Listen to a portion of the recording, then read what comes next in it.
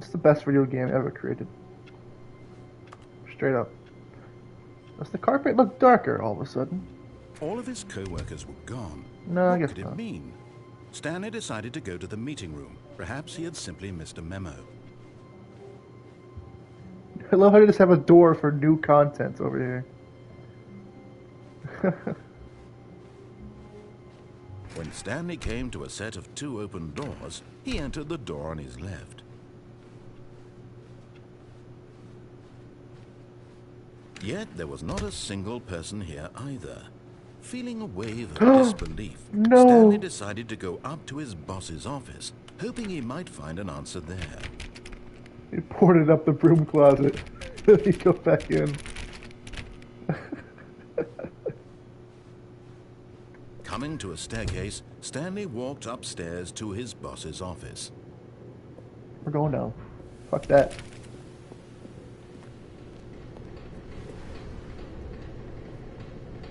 Ooh, what's this? That's fire hose. But Stanley just couldn't do it. He considered the possibility of facing his boss, admitting he had left his post during work hours. He might be fired for that. And in I don't such a want to lose my competitive job. economy, why had he taken that risk? Right. All because he believed everyone had vanished. His boss would think he was crazy. And then something occurred to Stanley. Maybe, he thought to himself, maybe I am crazy. All of my co-workers blinking mysteriously out of existence in a single moment for no reason at all. None of it made any logical sense. And as Stanley pondered this, he began to make other strange observations. For example, why couldn't he see his feet when he looked down? Why did doors close automatically behind him wherever he went? And for that matter, these rooms were starting to look pretty familiar. Were they Very simply repeating? familiar. No, Stanley said to himself, this is all too strange. This can't be real. And at last, he came to the conclusion that had been on the tip of his tongue. He just hadn't found the words for it. I'm dreaming! Dreaming. This is all a dream. Oh, what a relief Stanley felt to have finally found an answer, an explanation. His co-workers weren't actually gone. He wasn't going to lose his job. He wasn't crazy after all. And he thought to himself, I suppose I'll wake up soon. I'll have to go back to my boring real-life job pushing buttons. I may as well enjoy this while I'm still lucid.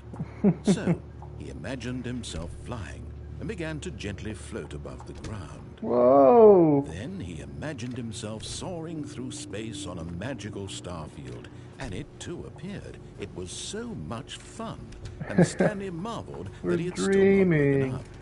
How was he remaining so lucid? And then perhaps the strangest question of them all entered Stanley's head. One he was amazed he hadn't asked himself sooner.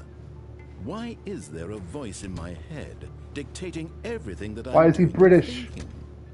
Now the voice was describing itself being considered by Stanley, who found it particularly strange. I'm dreaming about a voice describing me, thinking about how it's describing my thoughts, he thought. And while he thought it all very odd and wondered if this voice spoke to all people in their dreams, the truth was that, of course, this was not a dream. How could it be?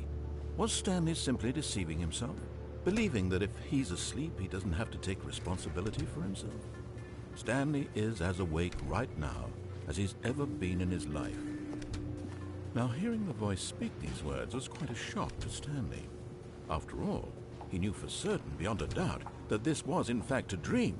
Did the voice not see him float and make the magical stars just a moment ago? How else would the voice explain all that? dreaming, son. This voice was a part of himself too. Surely, if he could just... He would prove it.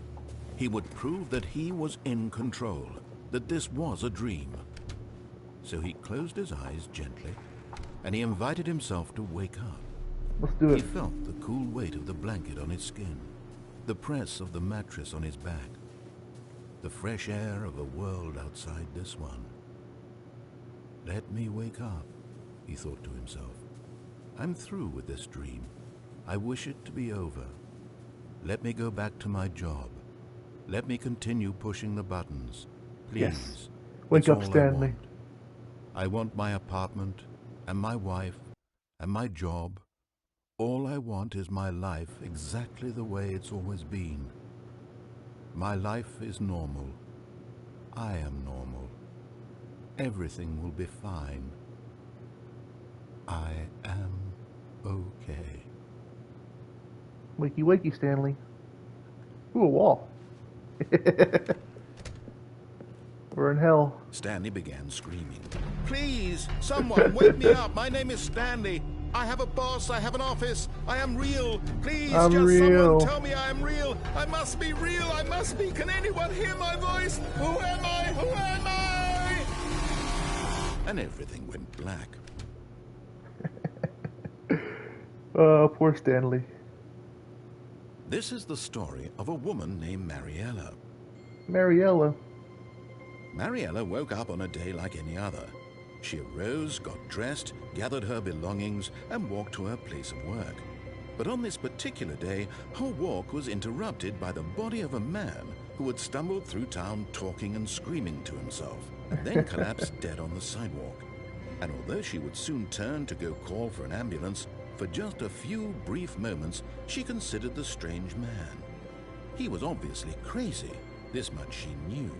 Everyone knows what crazy people look like. And in that moment, she thought to herself how lucky she was to be normal. I am sane. I am in control of my mind. I know what is real and what isn't. It was comforting to think this, and in a certain way, seeing this man made her feel better.